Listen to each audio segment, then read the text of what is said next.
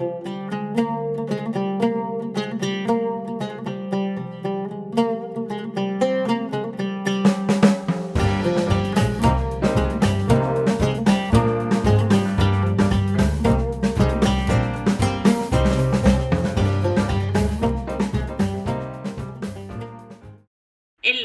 സലു കിച്ചനിലേക്ക് സ്വാഗതം.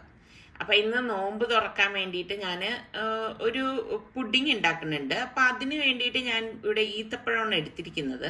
അപ്പം ഈത്തപ്പഴത്തിൻ്റെ കുരുവും അറ്റത്തുള്ള ആ ഒരു സംഭവം ഉണ്ടല്ലോ, അത് മാറ്റിയ ശേഷം ഞാൻ ഒരു ബൗളിലേക്ക് ഇട്ട് കൊടുക്കുകയാണ്. ഞാനിവിടെ ഏകദേശം ഒരു 10-15 ഈത്തപ്പഴം ഇതുപോലെ ഇളക്കിയെടുക്കുകയാണ്. അപ്പോൾ ഇതെല്ലാം കുരു പ്രത്യേകം മാറ്റിയെടുക്കാൻ ശ്രദ്ധിച്ചേക്കണം. ഇതിലേക്ക് ഞാൻ 2 ടേബിൾ സ്പൂണോളം കോഫി പൗഡർ ഇട്ട് കൊടുക്കുകയാണ്. അപ്പം നിങ്ങൾ ചേർക്കുമ്പം കോഫി പൗഡർ ഇത്രയും ചേർക്കണ്ട കേട്ടോ, അതൊന്ന് ശ്രദ്ധിച്ചേക്കണേ. എന്നിട്ട് ഞാൻ ഇവിടെ തിളച്ച 1 കപ്പ് വെള്ളം ഒഴിച്ചിട്ട് ഇതൊന്ന് ഇളക്കിയിട്ട് അത് നമുക്കൊന്ന് ഒരു 10 മിനിറ്റ് ഒന്ന് മാറ്റി വെക്കാം, അതൊന്ന് കുതിരാൻ വേണ്ടിയിട്ട്.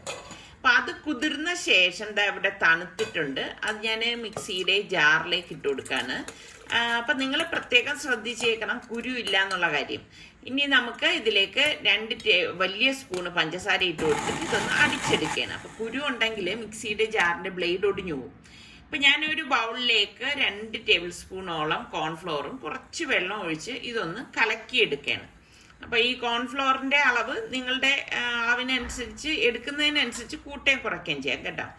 അപ്പോൾ ഞാൻ ഒരു പാൻ അടുപ്പത്തേക്ക് വെച്ചിട്ടുണ്ട്. ഇതിലേക്ക് നമ്മൾ ഈ അടിച്ചു വെച്ചിരിക്കുന്ന ഈ ഡേറ്റ്സിൻ്റെ കൂട്ട് ഒഴിച്ചു കൊടുക്കുകയാണ്.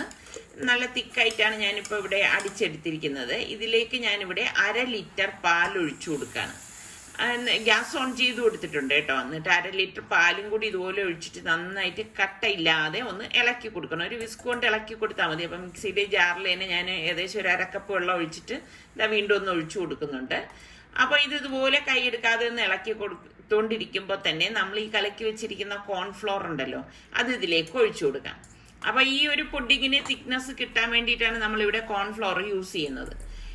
പിന്നെ ഞാനിവിടെ പട്ട പൊടിച്ചത് ഇട്ട് കൊടുക്കുകയാണ്. ഇതും ഓപ്ഷണലാണ്, ഇത് യാതൊരു നിർബന്ധവും ഇല്ല. എൻ്റെ കയ്യിലുള്ളത് കൊണ്ട് ഞാനൊരു 1/4 ടീസ്പൂൺ ഇതിലേക്ക് ചേർത്ത് കൊടുക്കുന്നതേ ഉള്ളൂ. എന്നിട്ട് നന്നായിട്ടൊന്ന് ഇളക്കി കൊടുക്കാം. അപ്പോൾ ഫ്ലെയിം കുറച്ച് വെച്ചിട്ട് വേണം ഇനി നമ്മളിത് ഇളക്കിയെടുക്കാനുള്ളത്, എന്നാലേ ഇത് ശരിക്കും വെന്ത് കിട്ടത്തുള്ളൂ.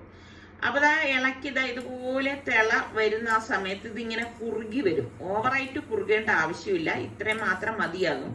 അപ്പം ഞാൻ ഇവിടെ നന്നായിട്ടൊന്ന് ഇളക്കിയിട്ടുണ്ട്. എന്നിട്ട് ഇത് ഞാൻ തണുക്കാനായിട്ട് ഒരു ഗ്ലാസ് ബൗളിലേക്ക് ഒഴിച്ചു കൊടുക്കുകയാണ്. അപ്പോൾ ഇത് നല്ലപോലെ ഒന്ന് തണുത്ത ശേഷം ഫ്രിഡ്ജിൽ വെച്ച് സൂക്ഷിക്കുകയാണ് ചെയ്യണത്. അപ്പം ഞാൻ ഇവിടെ കുറച്ച് ഗ്രേപ്സ് എടുത്തിട്ടുണ്ട്. ഇത് ജ്യൂസിൻ്റെ ഗ്രേപ്സ് ആണ് ഞാൻ എടുത്തിരിക്കുന്നത്. അപ്പം ഇതിപ്പോൾ ഞാൻ ഈ അടുത്ത് വാങ്ങിച്ച എൻ്റെ ഒരു വട്ടിയാണ് കേട്ടോ. ഞാൻ ഈ സരസ്മേളയ്ക്ക് പോയില്ലേ, അപ്പോഴേക്ക് വാങ്ങിച്ചുകൊണ്ടുവന്നാണ്. അപ്പോൾ നന്നായിട്ടൊന്ന് കഴുകിയെടുക്കണം. കഴുകിയെടുത്ത ശേഷം ഞാൻ ഒരു കലത്തിലേക്ക് ഇട്ടിട്ട് അത് നെകക്കെ വെള്ളവും വെച്ച് നമുക്ക് ആവശ്യത്തിനുള്ള പഞ്ചസാര ഞാൻ ഇട്ട് കൊടുക്കുന്നുണ്ട്. ഇതൊക്കെ നമ്മളുടെ മധുരത്തിന് ആവശ്യത്തിന് ചേർത്ത് കൊടുക്കുക. എന്നിട്ട് ഇതൊന്ന് തിളപ്പിച്ചെടുക്കണം. അപ്പോൾ ഇത് തിള വരുമ്പോഴേക്ക് നമ്മൾ അറിയണമെന്ന് വെച്ചാൽ ഇത് വിട്ട് വരും. അതായത് ആ തോലിൽ നിന്ന് മുന്തിരി വിട്ട് വരുന്ന ആ ഒരു സമയത്ത് ഞാൻ ഗ്യാസ് ഓഫ് ചെയ്യും. എന്നിട്ട് ഇനി തണുത്ത ശേഷമേ നമ്മളിത് അടിച്ചെടുക്കത്തുള്ളൂ. അപ്പോൾ ഈ സമയം കൊണ്ട് ഞാൻ മിക്സിയുടെ ജാറിലേക്ക് 2 കപ്പ് 250 ml 2 കപ്പ് വെള്ളവും പാകത്തിനുള്ള ഉപ്പും 2 കപ്പ് ഗോതമ്പ് മാവാണ് ഞാൻ എടുത്തിരിക്കുന്നത്. ഇതോടൊപ്പം തന്നെ 1/4 കപ്പ് കോൺഫ്ലോറും എടുത്തിട്ടുണ്ട്. പിന്നെ ഞാനിവിടെ 2 വലിയ ടേബിൾ സ്പൂൺ പഞ്ചസാരയും കൂടി ചേർത്തൊന്ന് അടിച്ചെടുക്കുകയാണ്. അപ്പോൾ ഈ അടിച്ച മാവ് ഞാൻ ഒരു ബൗളിലേക്ക് ഒഴിച്ചു കൊടുക്കുകയാണ്. അപ്പോൾ സാധാരണ നമ്മൾ ഈ ഒരു സംഭവം ഉണ്ടാക്കുമ്പോൾ മൈദാമാവാണ് എല്ലാവരും യൂസ് ചെയ്യണത്. ഇതിപ്പോൾ ഞാൻ ഗോതമ്പ് മാവിലാണ് തയ്യാറാക്കുന്നത്. അപ്പോൾ ഇതൊന്ന് തൽക്കാലം ഞാൻ ഒന്ന് അടച്ചു വെച്ചിട്ട് ഞാൻ ജ്യൂസ് ഒന്ന് അടിച്ചെടുക്കാൻ പോവാണ്. അപ്പോൾ തണുത്തിട്ടുണ്ടായിരുന്നു മുന്തിരി, അപ്പോൾ അത് ഒന്ന് ഇതുപോലെ ഒന്ന് അടിച്ചെടുക്കും. അപ്പോൾ ഇങ്ങനെ നമ്മൾ അടിച്ചെടുത്ത ശേഷം ഇതൊന്ന് അരിച്ചെടുക്കണം കേട്ടോ. ഇങ്ങനെ നമ്മൾ വേഗിച്ചിട്ട് അടിച്ചെടുത്താലുള്ള ഗുണം എന്താന്ന് വെച്ചാൽ നമുക്കിത് ഡൈല്യൂട്ട് ചെയ്ത് ഉപയോഗിക്കാൻ സാധിക്കും. കാരണം നമ്മൾ ഡയറക്റ്റ് ജ്യൂസ് അടിക്കുന്നതിനേക്കാളും നമുക്ക് ക്വാണ്ടിറ്റി കൂടുതൽ കിട്ടും. അപ്പോൾ ഇതാ കണ്ടോ, തിക്കായിട്ട് നല്ല തിക്കായിട്ടുള്ള ഒരു ജ്യൂസാണിത്. അപ്പോൾ ഇത് സ്ക്വാഷ് എന്ന് തന്നെ പറയാം. അത് നമ്മൾ ഉപയോഗിക്കുന്ന സമയത്ത് ഡൈല്യൂട്ട് ചെയ്തെടുക്കണം. അപ്പം ഞാൻ ഒരു പാനിലേക്ക് കുറച്ച് നെയ്യ് ഇട്ടിട്ട് കാഷ്നട്ട് ഒരു കൈപ്പിടി എടുത്തിട്ടുണ്ട്, അതൊന്ന് റോസ്റ്റ് ചെയ്തെടുക്കുകയാണ്. അപ്പം ഇത് നല്ലൊരു ഗോൾഡൻ കളർ ആകുന്ന സമയത്ത് ഞാൻ ഇതാ കുറച്ച് കിസ്മിസും കൂടി ഇതിലേക്ക് ഇട്ട് കൊടുക്കണം. അപ്പൊ ഇത് രണ്ടും ഇതാ ഇതുപോലെ ഒന്ന് റോസ്റ്റ് ആക്കി എടുക്കാം. അപ്പൊ ഇതിനൊന്നും പ്രത്യേകിച്ചൊരു അളവൊന്നും ഇല്ല കേട്ടോ, നമുക്ക് എത്ര വേണോ അതിനനുസരിച്ച് എടുത്താൽ മതി. ഇപ്പൊ ഞാനിവിടെ ഏകദേശം 1.5 കപ്പ് തേങ്ങ എടുത്തിട്ടുണ്ട്. അപ്പൊ ഈ തേങ്ങയും 1 ടേബിൾ സ്പൂണോളം ഏലക്കാപ്പൊടിയും കൂടി ചേർത്തിട്ടുണ്ട്. പിന്നെ നമുക്ക് പഞ്ചസാര ഇതിൽ മസ്റ്റായിട്ട് വേണം. അപ്പൊ 2 ടേബിൾ സ്പൂണോളം പഞ്ചസാരയും കൂടി ഇട്ടിട്ട് ഇതൊന്ന് ഇളക്കിയെടുക്കാണ്. അപ്പൊ ഇത് ഓവറായിട്ടൊന്നും അങ്ങ് റോസ്റ്റ് ആവണ്ട, ജസ്റ്റ് ഒന്ന് ചൂടായാൽ മാത്രം മതി. അപ്പൊ ഞാൻ ഒരു പാന് ചൂടാക്കാൻ വെച്ചിട്ടുണ്ട്. അതിലേക്ക് കുറച്ച് ഓയിലൊന്ന് ബ്രഷ് ചെയ്ത ശേഷം നമ്മളെ ഈ ഗോതമ്പ് മാവ് അടിച്ചതില്ലേ അത് വെച്ചിട്ട് ഞാനൊന്ന് പരത്തി ഒരു ദോശ ഉണ്ടാക്കുകയാണ്. അപ്പൊ നമ്മള് ഈ ഒരു ദോശ പൊട്ടിപ്പോകാതിരിക്കാനാണ് നമ്മള് ഗോതമ്പ് മാവിലേക്ക് കോൺഫ്ലവർ യൂസ് ചെയ്തത് കേട്ടോ. അതുമല്ല അതൊരു പ്രത്യേക ടേസ്റ്റ് ആയിരിക്കും നമ്മൾ കോൺഫ്ലവർ യൂസ് ചെയ്തിട്ട് എടുക്കുമ്പോഴേക്ക്. അപ്പൊ ഒരു സൈഡ് റെഡി ആകുമ്പോൾ ഞാൻ കുറച്ച് നെയ്യൊന്ന് ബ്രഷ് ചെയ്തിട്ടുണ്ട്. റെഡി ആകുമ്പോഴേക്കും ഒന്ന് മറിച്ചിട്ട് കൊടുക്കാം. അപ്പൊ മറിച്ചിട്ടിട്ട് അധികം അങ്ങനെ അതില് മൊരിയണം എന്നൊന്നുമില്ല. അപ്പൊ ഞാനത് മാറ്റാണ്. ഇങ്ങനെ ഇപ്പൊ ഈ ഇരിക്കുന്ന മാവെല്ലാം നമുക്ക് ഇതുപോലെ തന്നെ ദോശ ഇതുപോലെ ഉണ്ടാക്കിയിട്ട് നെയ്യും ഒന്ന് ബ്രഷ് ചെയ്തെടുക്കണം. നെയ്യ് ബ്രഷ് ചെയ്തെടുത്താൽ മാത്രമേ ഇതിനൊരു ടേസ്റ്റ് ഉണ്ടാവത്തുള്ളൂ കേട്ടോ. അപ്പൊ നിങ്ങൾ അങ്ങനെ നെയ്യ് ബ്രഷ് ചെയ്യാൻ മറക്കണ്ട, അതൊന്ന് ബ്രഷ് ചെയ്തേക്കണേ. അപ്പൊ ഇതുപോലെ നെയ്യ് ബ്രഷ് ചെയ്ത ശേഷം ജസ്റ്റ് ഒന്ന് നമ്മള് മറച്ചിട്ട് കൊടുക്കുകയുള്ളൂ. അപ്പൊ ഞാൻ പറഞ്ഞ മാതിരി മുരിഞ്ഞൊന്നും വരേണ്ട ആവശ്യമില്ല. അപ്പൊ ഈ ഇരിക്കണ മാവെല്ലാം ഞാൻ ഇതുപോലെ തന്നെ ദോശ ചുട്ടെടുക്കാൻ പോവാണ്. ഇപ്പൊ നമ്മള് മാവും അതുപോലെ തന്നെ ഫില്ലിങ്ങും ഒക്കെ റെഡിയാക്കി വെച്ച് കഴിഞ്ഞാല് നമുക്ക് നോമ്പ് തുറക്കുന്നതിന് 1 മണിക്കൂറോ അരമണിക്കൂറോ മുൻപ് മാത്രം നമുക്കിത് റെഡിയാക്കി എടുത്താൽ മതി. അപ്പൊ ചൂടോടുകൂടി കഴിക്കണം എന്നുള്ളവർക്ക് കേട്ടോ.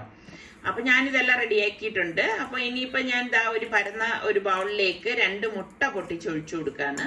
എന്നിട്ട് ഒരു വിസ്ക് കൊണ്ട് ജസ്റ്റ് ഒന്ന് ഇളക്കിയെടുക്കും. ഇളക്കിയെടുത്ത ശേഷം നമുക്കിതിലേക്ക് 2 ടേബിൾ സ്പൂണോളം പഞ്ചസാരയും പിന്നെ ഞാൻ ഇതിലേക്ക് ഏലക്കാപ്പൊടി ചേർത്ത് കൊടുക്കുന്നുണ്ട്. അപ്പം 1 ടീസ്പൂണോളം ഏലക്കാപ്പൊടിയും കൂടി ചേർത്തിട്ട് അത് നന്നായിട്ടൊന്ന് മിക്സ് ചെയ്ത് കൊടുക്കണം. അപ്പൊ ഇത് നല്ലതുപോലെ ഒന്ന് മിക്സ് ചെയ്ത ശേഷം ഞാൻ നമ്മൾ ഉണ്ടാക്കി വെച്ചിരിക്കുന്ന ദോശയാണ് ഇരിക്കുന്നതെല്ലാം. അപ്പൊ ഹെൽത്ത്, അതായത് മൈദാമാവ് വേണ്ട എന്ന് ഉള്ളവർക്ക് ഈ ഒരു രീതിയിൽ ഫോളോ ചെയ്യാം കേട്ടോ. അപ്പൊ നമ്മളുടെ ഫില്ലിങ്ങും ഇവിടെ ഞാൻ ഒരു പാത്രത്തിലേക്ക് മാറ്റിയിട്ടുണ്ടായിരുന്നു. അത് നന്നായിട്ടൊന്ന് തണുത്തിട്ടുണ്ട്. അപ്പൊ ഞാൻ ഇത് ഉണ്ടാക്കേണ്ട പാനിലേക്ക് ഇതുപോലെ നെയ്യ് ഒന്ന് ബ്രഷ് ചെയ്ത് കൊടുക്കണം. നെയ്യ് ചുറ്റിനും നമ്മൾ ഏത് പാനാണോ വെച്ചുണ്ടാക്കണത് അത് മനസ്സിൽ കണ്ട് ആ പാൻ എടുത്ത ശേഷം അതിലേക്ക് നല്ലതുപോലെ ഒന്ന് നെയ്യ് ബ്രഷ് ചെയ്ത് കൊടുക്കുക. എന്നിട്ട് നമ്മൾ ഈ ഓരോ ദോശയും ഈ മുട്ട അടിച്ചു വെച്ചിരിക്കുന്നില്ലേ ഇതിലേക്ക് നമുക്ക് മുക്കിയെടുക്കാം. അപ്പൊ ഇതിലേക്ക് നമ്മൾ മുക്കിയെടുക്കുന്ന സമയത്ത് പൊട്ടിപ്പോവോ ഒന്നും ചെയ്യത്തില്ല. കണ്ടോ, ഇതുപോലെ നമ്മൾ മുക്കിയെടുക്കണം. മുക്കിയെടുത്തിട്ട് നമുക്ക് ഇത് ഈ ഉണ്ടാക്കേണ്ട പാനിലേക്ക് വെച്ചു കൊടുക്കാം. വെച്ചു കൊടുത്തിട്ട് നമുക്ക് കറക്റ്റ് ആയിട്ട് ഒന്ന് ലെവൽ ചെയ്ത് വെച്ചു കൊടുക്കണം. വെച്ചു കൊടുത്ത ശേഷം നമുക്ക് ഈ ഫില്ലിങ് ഇതിന് മീതെ വെച്ചു കൊടുക്കണം. ഫുള്ളായിട്ട് നമുക്ക് ഇങ്ങനെ പരത്തി വെച്ചു കൊടുക്കണം. ഫില്ലിങ് നമുക്ക് എത്രയാണോ ഫില്ലിങ് വേണ്ടത് അതിനനുസരിച്ച് വെച്ചു കൊടുക്കുക. ഒരുപാട് അങ്ങ് ഓവറാക്കണ്ട കേട്ടോ, കാരണം നമ്മൾ ഇത്രയും ദോശയും ഫില്ലിങ് വെച്ചിട്ടാണ് എടുക്കാനായിട്ട് പോണത്. അപ്പൊ ഞാനിപ്പോ ഓരോ ദോശയും ഇതുപോലെ എടുത്ത്, ഇപ്പൊ അടുത്ത ദോശ ഇതുപോലെ എടുത്ത് മുട്ടയിൽ മുക്കിയ ശേഷം നമ്മൾ വീണ്ടും ഇതുപോലെ അതിന് മീതെ വെച്ചു കൊടുക്കാണ്. അപ്പൊ വീണ്ടും നമ്മൾ ഈ ഫില്ലിങ് ഇങ്ങനെ ഇതിന് മീതെ വെച്ചു കൊടുക്കും. അപ്പൊ ഇതിപ്പോ ഞാൻ സ്വീറ്റ് അടുക്കുപത്തിരിയാണ് ഉണ്ടാക്കണത്. ഇത് വെച്ച് തന്നെ നമ്മൾ ഇറച്ചി അതുപോലെ തന്നെ മുട്ട ഇതൊക്കെ കൊണ്ടും ഫില്ലിങ് നമുക്ക് തയ്യാറാക്കാം. അപ്പൊ എപ്പോഴും നമ്മൾ അങ്ങനെയല്ലേ ഉണ്ടാക്കണത്. എന്നാൽ ഇന്ന് കുറച്ച് മധുരത്തിലാവട്ടെ എന്ന് വിചാരിച്ചാണ് ഞാൻ എളുപ്പത്തിന് വേണ്ടിയിട്ടാണ് ഇങ്ങനെ ഒരു അടുക്കപ്പത്തിരി ഉണ്ടാക്കിയിരിക്കുന്നത് കേട്ടോ. അപ്പം എല്ലാം ഫില്ല് ചെയ്ത് കഴിഞ്ഞിട്ടുണ്ട്. അപ്പൊ ലാസ്റ്റ് ഉള്ളത് മുട്ടയിൽ മുക്കി ഇതുപോലെ വെച്ച് കവർ ചെയ്ത ശേഷം നമുക്ക് ബാക്കിയിരിക്കുന്ന മുട്ട ഉണ്ടല്ലോ അത് ഇതിന് മീതെ ഇതുപോലെ അങ്ങ് ഒഴിച്ചു കൊടുക്കും. അപ്പൊ നമ്മള് മുട്ടയൊക്കെ എടുക്കുമ്പോൾ ഇതുപോലെ ആവശ്യത്തിന് മാത്രം എടുക്കുകയാണെങ്കിൽ നമുക്ക് കറക്റ്റ് അളവ് തന്നെ ആയിരിക്കും. ഞാനൊരു വലിയ പാൻ അടുപ്പത്തേക്ക് വെച്ചിട്ടുണ്ടായിരുന്നു. അതിന് മീതെയാണ് ഈ പാൻ വെച്ചിട്ട് മൂടി വെച്ച് ഒരു 15 മിനിറ്റ് ഇങ്ങനെയൊന്ന് റെഡിയാക്കി എടുക്കുന്നത്. ഫ്ലെയിം കുറച്ച് വെച്ചിട്ടാണേ. അപ്പൊ ഞാൻ ഒരു പാനിലേക്ക് 1 ലിറ്റർ പാൽ ഒഴിച്ചു കൊടുക്കാണ്. ഞാൻ അളന്ന് ഒരു 5 ഗ്ലാസോളം വരും പാല്. എന്നിട്ട് ഞാൻ ഇതിലേക്ക് മധുരത്തിന് ആവശ്യമുള്ള 2 വലിയ സ്പൂൺ പഞ്ചസാര ഇട്ട് കൊടുത്തിട്ടുണ്ട്. അപ്പൊ ഞാനിവിടെ 1 ലിറ്റർ പാലിന് 5 ടേബിൾ സ്പൂണ് റവയാണ് ഇട്ട് കൊടുക്കുന്നത്. അപ്പം റവയുടെ അളവ് കൂട്ടുകയും കുറയ്ക്കുകയൊക്കെ ചെയ്യാം. പാകത്തിനുള്ള ഉപ്പും അതുപോലെ തന്നെ 1 ടീസ്പൂൺ ഏലക്കാപ്പൊടിയും കൂടി ഇട്ടിട്ട് ഇതൊന്ന് ഇളക്കിയെടുക്കുകയാണ്. അതായത് 1 ഗ്ലാസ്സിന് 1 ടേബിൾ സ്പൂൺ റവ എന്നുള്ള കണക്കിനാണ് ഞാൻ എടുത്തിരിക്കുന്നത് കേട്ടോ. എന്നിട്ട് ഇതുപോലെ ഒന്ന് ഇളക്കി എടുക്കണം. അപ്പൊ 15 മിനിറ്റ് കഴിഞ്ഞപ്പോഴേക്ക് ഞാൻ ഈ സംഭവം മറ്റൊരു പാൻ എടുത്തിട്ട് ഒന്ന് തിരിച്ചു വെച്ചു കൊടുക്കാൻ പോകണം. അപ്പൊ മറു സൈഡും കൂടി വേകാൻ വേണ്ടിയിട്ടാണ് നമ്മളിത് തിരിച്ചു വെക്കുന്നത്. അടിവശമൊക്കെ കണ്ട കറക്റ്റ് നല്ലൊരു പരുവത്തിന് വന്നിട്ടുണ്ട്. കരിയോ ഒന്നും ചെയ്തിട്ടില്ല. അപ്പൊ അതുപോലെ ഫ്ലെയിം കുറച്ച് വെച്ച് തന്നെ നമുക്ക് മറു സൈഡും ഒരു 10 മിനിറ്റ് റെഡിയാക്കി എടുക്കാം. അപ്പൊ നമ്മളുടെ തരിക്കഞ്ഞിയുടേത് ഞാനിത് ഇളക്കിക്കൊണ്ടിരിക്കുകയാണ്. റവ തരിക്കഞ്ഞി കേട്ടോ. അപ്പൊ ഇളക്കി കൊടുത്ത ശേഷം ഇതൊന്നും കുറുകുമല്ല. ഇതുപോലെ ഒരുപാട് കുറുകണ്ട, അത് പ്രത്യേകം ശ്രദ്ധിച്ചേക്കണം കേട്ടോ. അപ്പൊ ആ സമയത്ത് ഞാൻ ഗ്യാസ് ഓഫ് ചെയ്ത് മാറ്റി വെച്ചിട്ടുണ്ട്. അപ്പൊ പാനിലേക്ക് ഞാൻ 2 ടേബിൾ സ്പൂൺ നെയ്യ് ഒഴിച്ചിട്ട് കുറച്ചൊരു പിടി കാഷ്നട്ട് ഒന്ന് വറുത്തെടുക്കുകയാണ്. അപ്പൊ കാഷ്നട്ട് വറുത്തൊന്ന് മാറ്റിയ ശേഷം ഒരു പിടി കിസ്മിസും കൂടി ഇട്ട് കൊടുക്കുകയാണ്. അപ്പൊ ഈ ഒരു പാനിൽ ഞാൻ അപ്പം ഉണ്ടാക്കിയപ്പോൾ അപ്പം എനിക്ക് ഇളകി കിട്ടിയില്ല കേട്ടോ. അപ്പൊ ഞാൻ താളിക്കാൻ വേണ്ടിയിട്ടാണ് എടുത്തത്. എന്നിട്ട് ഞാൻ ഇതേ നെയ്യിൽ തന്നെ ഒരു 10-12 ചുവന്നുള്ളി അരിഞ്ഞതും കൂടി ഒന്ന് വഴറ്റി കൊടുക്കുകയാണ്. അപ്പൊ ഞാൻ ഈ തരിക്കഞ്ഞി ഒരു ബൗളിലേക്ക് ഒഴിച്ചു കൊടുക്കുകയാണ്. അപ്പൊ ഇതാണ് ഇന്നത്തെ നമ്മളുടെ കഞ്ഞിക്ക് പകരം ഞാൻ ഉണ്ടാക്കിയിരിക്കുന്നത് കേട്ടോ. അപ്പൊ ഉള്ളിയൊക്കെ നല്ലപോലെ മൂത്ത് വരുന്ന സമയത്ത് നമ്മൾ ഈ വറുത്ത് വെച്ചിരിക്കുന്ന അണ്ടിപ്പരിപ്പും കിസ്മിസും കൂടി ഞാൻ ഇതിലേക്ക് ഇട്ടൊന്ന് മിക്സ് ചെയ്ത് കൊടുക്കാണ്. എന്നിട്ട് നമുക്കിത് തരിക്കഞ്ഞിയിലേക്ക് ഒഴിച്ചു കൊടുക്കാം. അപ്പൊ അണ്ടിപ്പരിപ്പും കിസ്മിസും വേണ്ടാത്തവർക്ക് അത് ഒഴിവാക്കാം. അപ്പം കൊച്ചുള്ളിയൊക്കെ ഇട്ടെടുക്കുമ്പോൾ നല്ല ടേസ്റ്റ് ആണ് കേട്ടോ ഇതിന്. അപ്പൊ അതൊന്ന് ഇളക്കിയെടുക്കാണ്.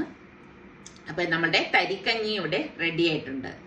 അപ്പൊ നമ്മളുടെ അടുക്കുപത്തിരിയും റെഡി ആയിട്ടുണ്ട്. അപ്പൊ ഞാൻ അതൊരു പ്ലേറ്റിലേക്ക് മാറ്റുവാണ്. അപ്പൊ ഇത് നല്ല ചൂടോടുകൂടി കഴിക്കുമ്പോൾ നല്ല ടേസ്റ്റ് ആണ് കേട്ടോ. പിന്നെ നമ്മളുടെ പുഡിങ് ഫ്രിഡ്ജിൽ വെച്ച് സെറ്റ് ചെയ്തെടുത്താണ്, ഫ്രീസറിലല്ല ഫ്രിഡ്ജിലാണ്.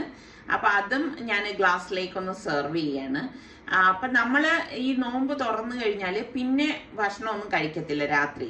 പിന്നെ കഴിക്കണത് അത്താഴത്തിന് മാത്രമേ കഴിക്കത്തുള്ളൂ. അപ്പൊ ഇതിനിടയിൽ ഞാൻ കുറച്ച് മാങ്ങ കട്ട് ചെയ്തിട്ടുണ്ടായിരുന്നു. ആ മാങ്ങയും ഗ്രേപ്സും കൂടി വെച്ചാണ് ഇതൊന്ന് ഗാർണിഷ് ചെയ്തെടുക്കണം. നമുക്ക് ഇഷ്ടമുള്ള ഫ്രൂട്ട്സ് വെച്ച് ഗാർണിഷ് ചെയ്തെടുക്കാം. അപ്പം ഇത്രയും ഭക്ഷണം കഴിക്കുമ്പോൾ തന്നെ നമ്മുടെ വയറൊക്കെ ഫുള്ളാവും. അപ്പം പിന്നെ നമ്മൾ ഞാൻ പറഞ്ഞില്ലേ രാത്രി ഒന്നും കഴിക്കാറില്ല എന്ന്. അപ്പൊ നമ്മുടെ അടുക്കുപത്തിരി ഞാൻ കട്ട് ചെയ്ത് എടുത്തിട്ടുണ്ട്. ഞാൻ ഇതിന്റെ ഉൾഭാഗം ഒന്ന് കാണിച്ചു തരാം. കണ്ടോ, ഇതുപോലാണ് നമ്മളുടെ അടുക്കുപത്തിരി ഇരിക്കുന്നത്. നല്ല കറക്റ്റ് പരുവാണ്. അപ്പൊ ട്രൈ ചെയ്യാത്തൊരു ട്രൈ ചെയ്ത് നോക്കണേ. പിന്നെ ഞാൻ ഇന്ന് ഉണ്ടാക്കിയതിൽ ഏത് വിഭവമാണ് നിങ്ങൾക്ക് ഇഷ്ടപ്പെട്ടതെന്ന് കൂടി പറയണേ. അപ്പൊ നമ്മുടെ ഗ്രേപ്പ് ജ്യൂസ് ഞാൻ വെള്ളം ഒഴിച്ച് ഡൈല്യൂട്ട് ചെയ്തെടുത്തതാണ്. ഗ്ലാസ്സിലേക്ക് ഒഴിച്ചു കൊടുക്കുകയാണ്. നല്ല തണുപ്പിച്ചൊഴിച്ച് കുടിക്കുമ്പോൾ നല്ല ടേസ്റ്റ് ആണ് കേട്ടോ. റവക്കഞ്ഞി ഞാൻ ഇതുപോലെ ഗ്ലാസ്സുകളിൽ തന്നെയാണ് ഒഴിച്ചെടുക്കുന്നത്. കാരണം അതിങ്ങനെ വലിച്ചു കുടിക്കാൻ എളുപ്പത്തിന് വേണ്ടിയിട്ടാണ്. അപ്പോൾ ഇതാണ് നമ്മളുടെ നോമ്പുതുറ വിഭവങ്ങൾ എന്ന് പറയുന്നത്. അപ്പൊ ഇതിൽ ഏതാണ് നിങ്ങൾക്ക് ഇഷ്ടമായെന്ന് കൂടി കമന്റ് ചെയ്യുക. നമ്മളുടെ ചാനൽ ഇഷ്ടപ്പെട്ടാൽ സബ്സ്ക്രൈബ് ചെയ്യാൻ മറന്നു വരുതേ. അടുത്ത് നമുക്ക് നല്ല റെസിപ്പിയുമായി വീണ്ടും കാണാം. അതുവരയ്ക്കും എല്ലാവർക്കും റമദാൻ മുബാറക്.